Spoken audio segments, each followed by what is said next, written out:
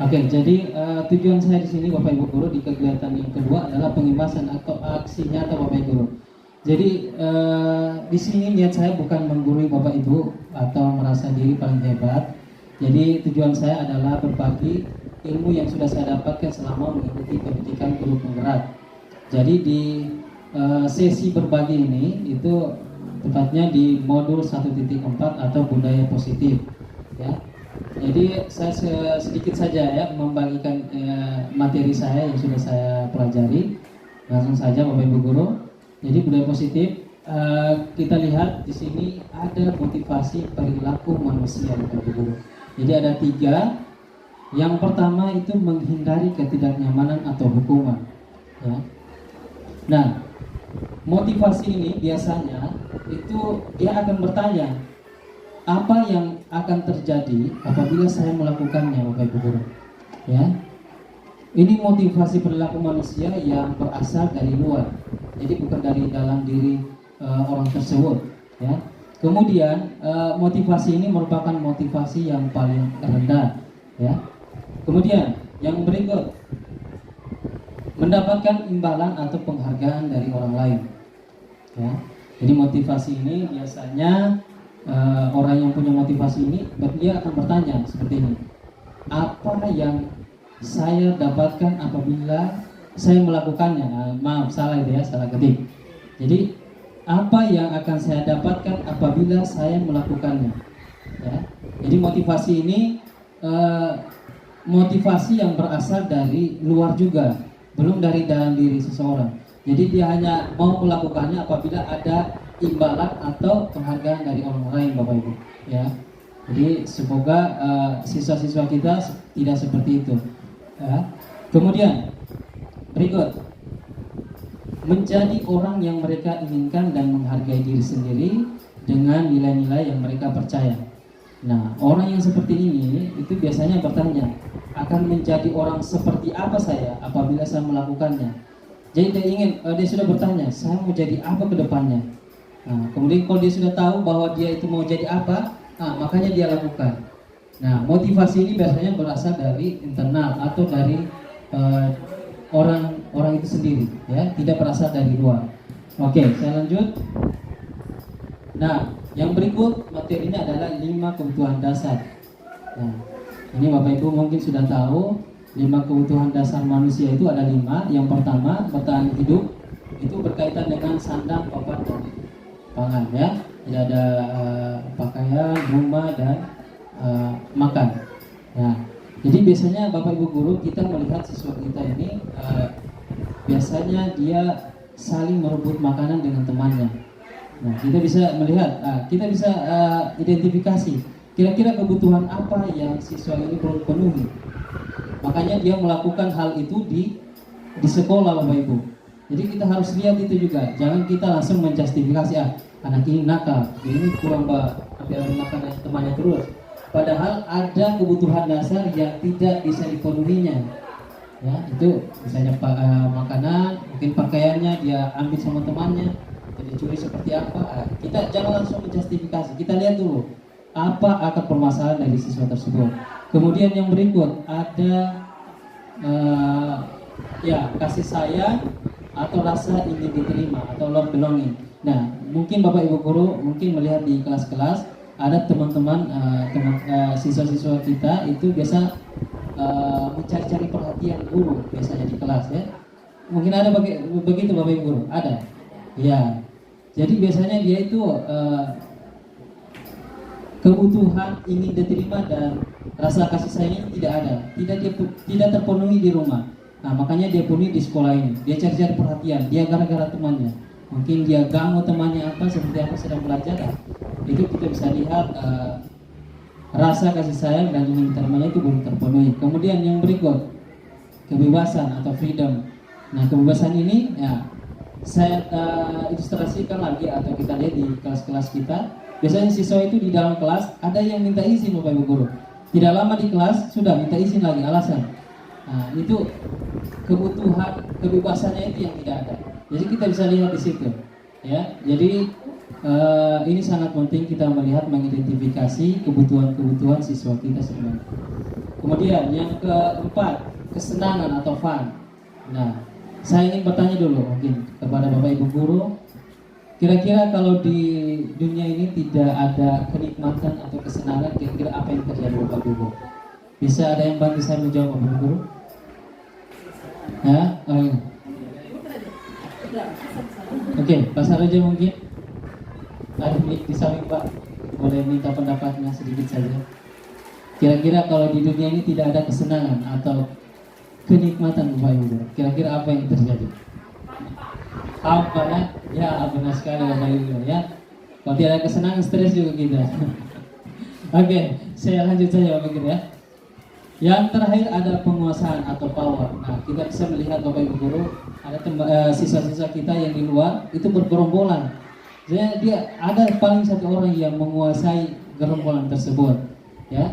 Jadi kebutuhan siswa yang seperti ini kita harus lihat juga Bapak Ibu guru ya. Oke, saya langsung lanjut saja ke materi yang berikut.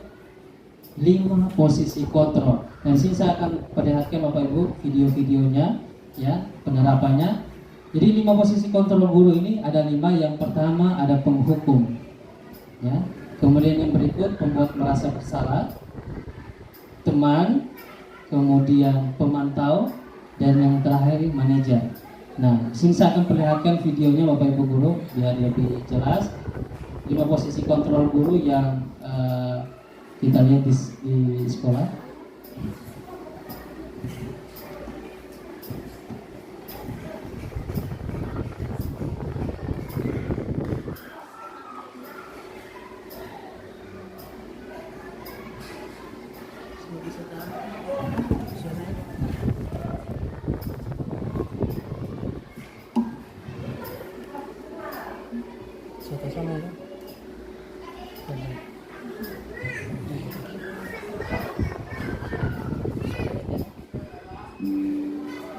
Ini posisi ini.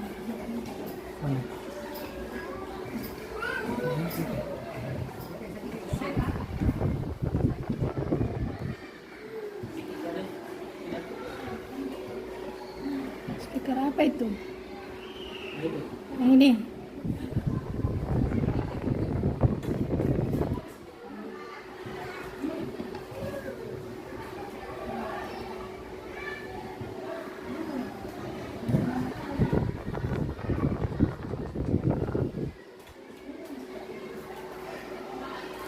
Mana? Kenapa tidak mau?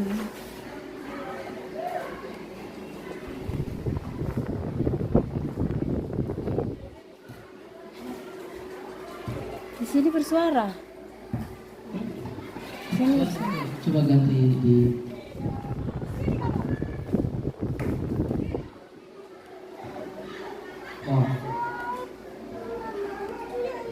Kamu deh, pasti terlambat. Aku, saya, Apa? Apa coba? Alasan kamu apa lagi? Kapan sih kamu tidak terlambat? Malas sekali ya kamu jadi anak. saya, Dasar pemalas. Gak kapok-kapok sih kamu. Sudah berapa kali terlambat? Sana, kamu keliling lapangan basket 2 kali. kenapa saya harus ke lapangan basket, Bu? Kenapa? Kamu melawan ibu? Berani-beraninya jawab. Sudah terlambat, masih berani jawab pula. Sekarang, keliling lapangan basket 5 kali sekalian. Biar kapok. Cepat. Pergi sana ke lapangan basket. Ya, Bu, boleh di stop. Di stop dulu, Bu. Ini. Kembali ke slide saya.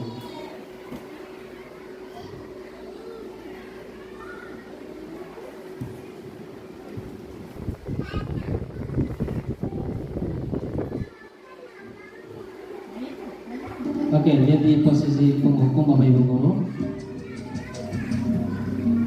Cek segitu. Jadi di stop mana Ibu? Di stop ini. Sini kamu. Oke, Oke, jadi kita lihat Bu video yang tadi, ini posisi kontrol guru itu posisi penghukum.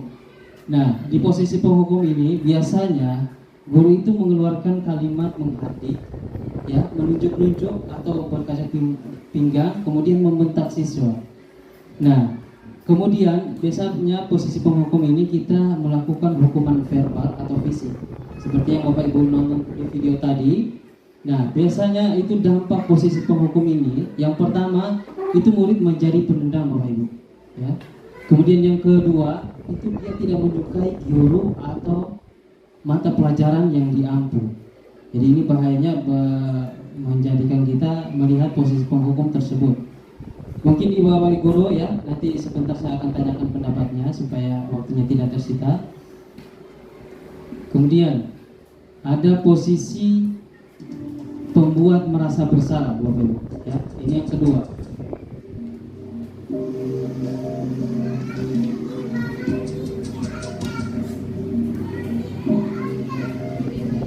Naren,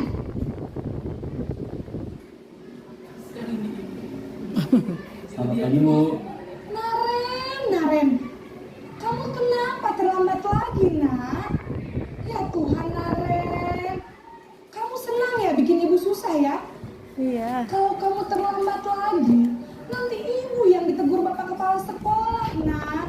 Disangka ibu tidak bisa membina kamu. Iya, Bu. Duh, gimana ini? Tapi ya toh. Maaf Bu. Duh, Gusti Naren. Kamu suka ya kalau ibu ditegur bapak kepala sekolah? Kepala sekolah enggak ada. Terus, sekarang ibu harus tulis apa ini di buku absen? Ini kamu sudah sering terlambat loh. Ibu harus apa coba? Joget. Maaf Bu. Maaf sekali. Ya sudah, lain kali jangan bikin ibu susah lagi ya, nak ya. Ya. Ibu tidak akan kuat lagi kalau kamu begini terus. Bisa jantungan kalau ibu tegur bapak kepala sekolah. Sana cepat kelas. Maaf ya Bu. Maaf sekali. Oke, kita lihat Bapak Ibu Guru ya. Kalimat yang dikeluarkan ya, posisi kontrol pembuat merasa bersalah. Yang pertama, suara posisi kontrol seperti ini itu suaranya cenderung melembut. Ya, Bapak Ibu bisa dengar tadi, kemudian tenang, namun kata-katanya itu menyalahkan guru. Ya. Kemudian guru akan menyatakan hal-hal yang merasa kesalahan ada pada siswa tersebut, ada pada murid, dengan membuat guru menderita. Ya. Kemudian dampak posisi pembuat merasa bersalah ini yang pertama itu membuat murid merasa bersalah, ya, ada atau disebut dengan identitas gagal. Kemudian siswa tersebut merasa rendah diri dan menarik diri dari lingkungannya. Nah, itu dampak dari posisi kontrol pembuat merasa bersalah. Nah, yang berikut yang ketiga, posisi kontrol teman. Ya.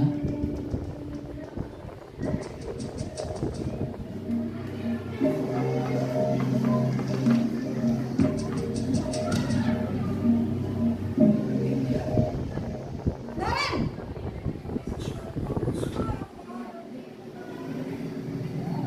Selamat pagi Bu. wah, sudah jam berapa ini, nak? Terlambat lagi ya, sayang. Iya Bu. Habis ibu saya lupa membangunkan saya Bu. Kamu malah menyalahkan ibu kamu. Kamu bukannya anak yang larinya paling kencang. Kok terlambat sih? Iya Bu. Saya memang terlambat bangun tadi. Jadi biarpun saya lari kencang, tetap gak kejar Bu. Ya sudah sana. Nanti lain kali larinya lebih kenceng lagi ya. Biar gak terlambat lagi. Bikin seneng ibu. Demi ibu. Bisa kan? Bisa lah Bu. Ya sudah sana masuk kelas. Ibu beresin urusan absen kamu. Kamu ini ada-ada saja. Oke, Bapak Ibu Guru, jadi posisi kontrol teman ini itu biasanya suara guru akan ramah ya. Bisa Bapak Ibu lihat tadi seperti teman friendly ya, kemudian cenderung bersenda gurau untuk menghangatkan suasana. Jadi guru tersebut biasanya dia bergurau dengan siswa tersebut seperti teman sebayanya. Kemudian dampaknya itu murid akan tergantung pada satu orang ya. Jadi bisa kita lihat guru siswa itu akan memilih-milih guru ya untuk dia berkomunikasi, ya. Jadi bisa kalau gurunya berteman ya didekati gurunya tersebut. Jadi dampaknya itu dia akan tergantung pada satu orang saja. Kemudian murid tidak mandiri dan tidak berpikir untuk diri sendiri, ya. Jadi siswanya itu tidak akan mandiri karena dia tergantung sama orang lain. Kemudian yang terakhir, posisi pemantau, keempat ini ya, posisi pemantau atau monitor.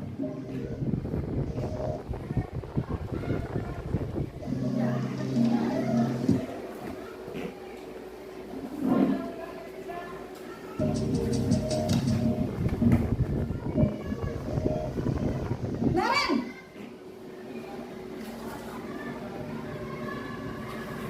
Selamat pagi, Bu.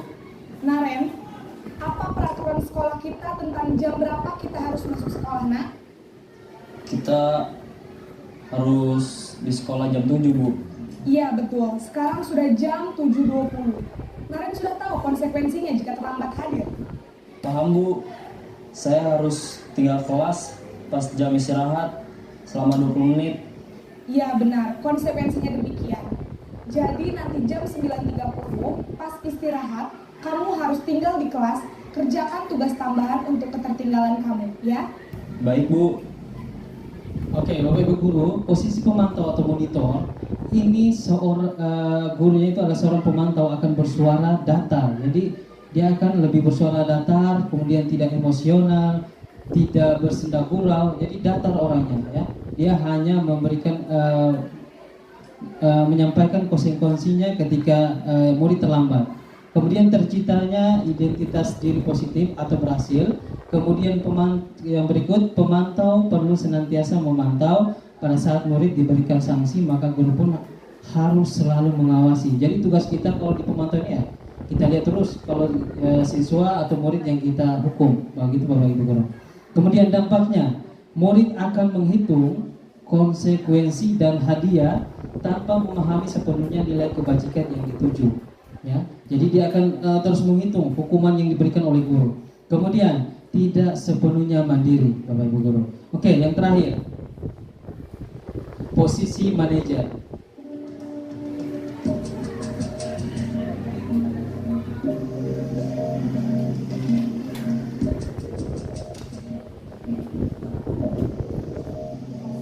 Naren,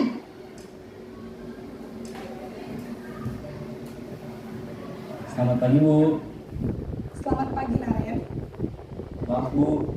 Saya terlambat. Iya, sekolah masuknya jam 7, sekarang sudah jam 7.20. Jadi sekarang bagaimana ini Naren? Maaf, Bu. Saya lupa setel alarm saya semalam. Baiklah, menurut kamu, keyakinan sekolah yang mana yang perlu kamu tingkatkan? Menghargai diri sendiri dan orang lain mungkin ya, Bu. Setuju. Jadi, apakah Naren meyakini prinsip saling menghormati tersebut?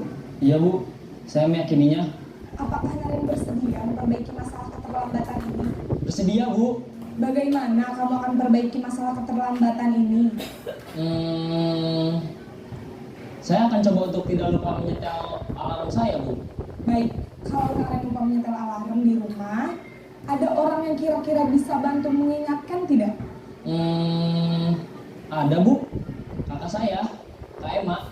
Ada lagi selain Kak Emma? Selain Kak Emma, ada ibu saya. Baik, jadi yang mengingatkan Naren adalah Kak Emma dan ibu kamu ya.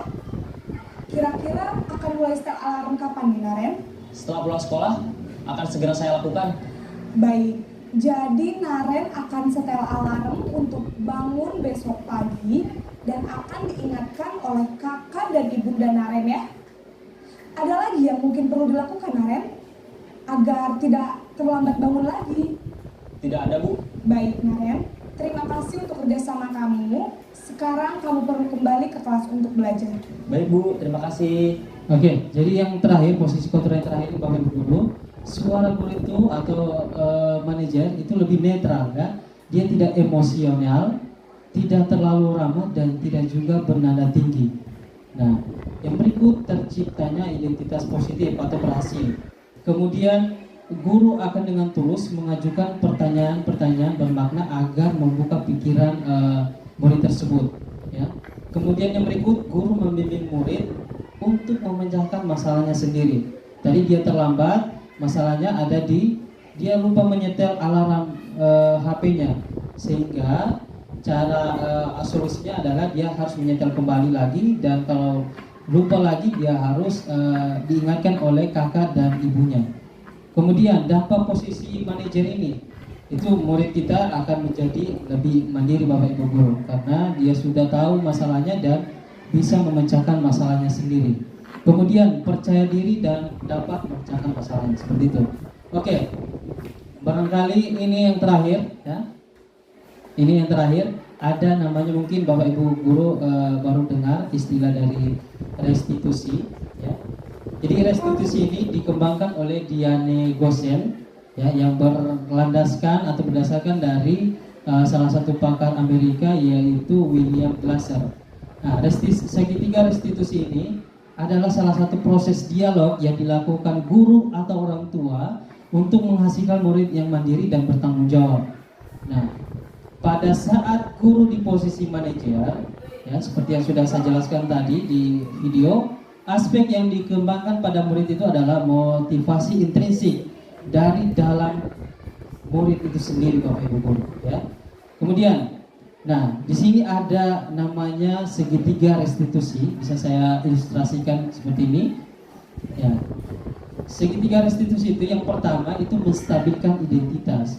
Kemudian yang kedua itu validasi tindakan yang salah, dan yang terakhir menanyakan keyakinan kelas. Oke, untuk melihat penerapannya di kelas Bapak Ibu guru atau di sekolah, saya akan bagikan videonya. Bapak Ibu guru tunggu.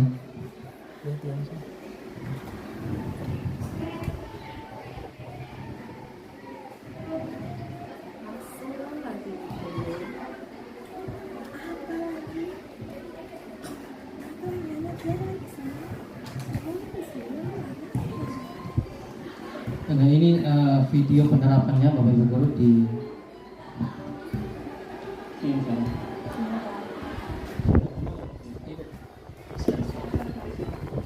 Kesel Pak, kesel banget. Suara. Masa aku dikatain tukang fitnah Pak? Ya aku marah lah. Aku balik ngatain mereka di depan kelas. Kesel banget. Oh begitu. Ya pasti kamu marah dan kesal. Bapak juga akan marah apabila ada yang menuduh Bapak seperti itu. Kemudian pada saat itu kamu mau melakukan apa? Ya saya langsung ngatain Eka lah Pak. Kesel banget. Saya bentak-bentak dia depan teman-teman lain. Oh begitu. Pasti kamu melakukan seperti itu karena suatu alasan tertentu, bukan? Iyalah, masa saya diam saja Pak? Ya saya bela diri lah. Masa saya dituduh tukang fitnah? Ya wajar lah. Mempertahankan harga diri itu sesuatu yang penting buat kamu. Untung kamu tidak lebih gegabah lagi. Hanya membentak-bentak. Iya Pak. Untung saya masih bersabar dan hanya membentak saja. Udah gemes padahal. Saya pasti bela diri lah. Ya pasti ya. Tapi kamu memilih untuk tetap bertahan dan bersabar. Kamu memilih untuk tidak berbuat lebih parah lagi kan? Nah, sekarang coba kita lihat lagi tindakan kamu yang bentak-bentak Eka di kelas. Tindakan kamu itu kira-kira sesuai dengan keyakinan kelas atau prinsip kamu tidak? Enggak lah Pak. Capek Pak jadi pemarah. Jadi keyakinan atau prinsip mana yang kurang sesuai dengan keinginan kamu? Ya saya sebenarnya sangat menghargai orang lain. Mungkin saat itu saya menjadi emosi. Jadi tidak menunjukkan sikap itu. Kamu meyakini tidak?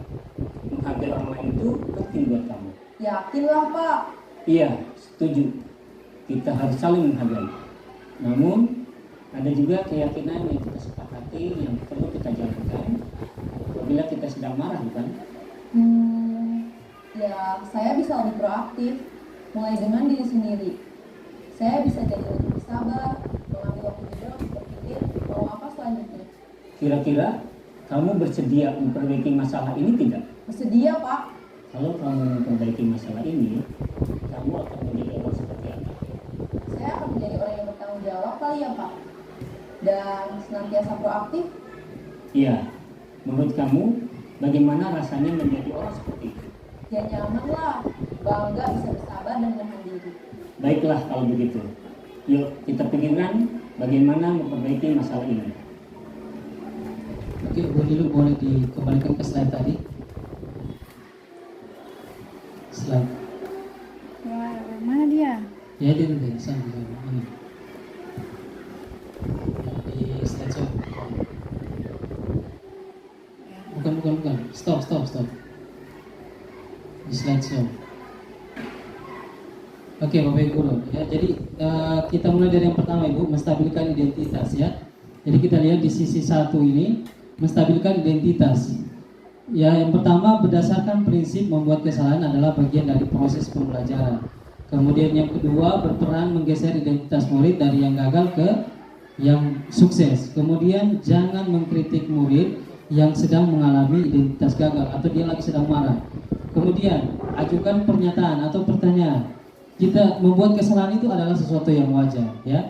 Manusia tidak ada yang wajar ya. Bisa lagi gini. Nanti kemudian kita bisa memperbaiki masalah ini bersama-sama. Kemudian saya tidak menanyakan kesalahannya, tapi fokus pada memperbaiki masalah. Jadi tidak mencari kesalahan si siswa, tapi kita fokus untuk menyelesaikan masalahnya. Kemudian, apakah saat ini kamu tengah menjadi orang yang baik untuk dirimu sendiri? Itu kalimat yang bisa kita tanyakan ketika ada siswa yang bermasalah. Kemudian, sisi yang berikut, validasi tindakan yang salah. Nah, validasi tindakan yang salah ini biasanya kita berdasarkan prinsip setiap perilaku berupaya memenuhi suatu kebutuhan tertentu. Nah, kemudian guru akan bergeser dari stimulus respon menjadi proaktif. Ya, jadi dia tidak menyalahkan siswanya, tapi dia proaktif untuk menyelesaikan masalah yang ada. Kemudian mengenali dan mengakui kebutuhan murid itu dapat memperbaiki hubungan dengan murid. Kemudian yang terakhir, pernyataan atau pertanyaan disampaikan dengan nada suara tidak menghakimi atau memojokkan. Nah, pernyataan yang bisa kita ajukan terhadap anak tersebut adalah yang pertama, kamu bisa saja bertindak lebih gegabah dari ini. Kemudian kamu bukan melakukannya tanpa suatu alasan tertentu. Kemudian yang berikut, kamu melakukannya karena mempertahankan sesuatu yang berharga atau yang paling penting bagi kamu. Kemudian yang terakhir, mungkin kamu bisa mempelajari suatu perilaku baru yang lebih efektif. Kemudian bersediakah kamu mempelajarinya? Kemudian yang terakhir, posisi menanyakan keyakinan, ya, atau sisinya yang ketiga. Yang pertama, teori kontrol menyatakan bahwa pada dasarnya kita termotivasi secara intrinsik atau dari dalam. Kemudian saat berperilaku itu telah divalidasi dari identitas sukses, telah stabil, maka murid telah siap mengaitkan keyakinannya dengan tindakan kelas. Jadi keyakinan yang sudah dibuat di kelas itu akan dia kaitkan dengan tindakan yang dia lakukan yang salah tadi. Kemudian ajukan pernyataan. Nah, pernyataannya apa saja? Yang pertama, sebagai keluarga atau kelas, apa yang kita yakini? Kemudian nilai-nilai apa yang telah kita sepakati? Kemudian seperti apa gambaran sebuah kelas yang ideal bagi kamu? Dan yang terakhir, kamu ingin menjadi orang seperti apa? Nah, Bapak Ibu Guru, jadi segitiga restitusi ini bisa kita terapkan di kehidupan kita pada saat di sekolah, mungkin di masyarakat juga boleh. Nah, sekian barangkali materi yang bisa saya sampaikan Bapak Ibu Guru. Jadi saya berharap saya mengajak Bapak Ibu Guru, mari sama-sama kita terapkan apa yang positif yang saya sampaikan tadi.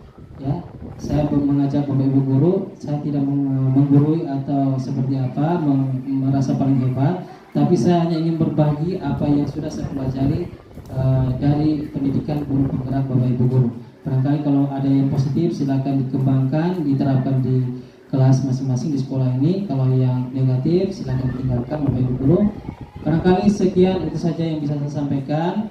Saya akhiri, wassalamualaikum warahmatullahi wabarakatuh. Oke. Nah, saya juga lupa ucapkan terima kasih kepada Bapak Ibu Guru sudah meluangkan waktunya ya.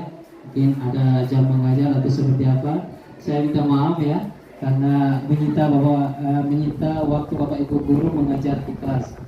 Jadi semoga kegiatan saya ini bisa dapat dukungan dari Bapak Ibu guru sekalian ya. Terima kasih.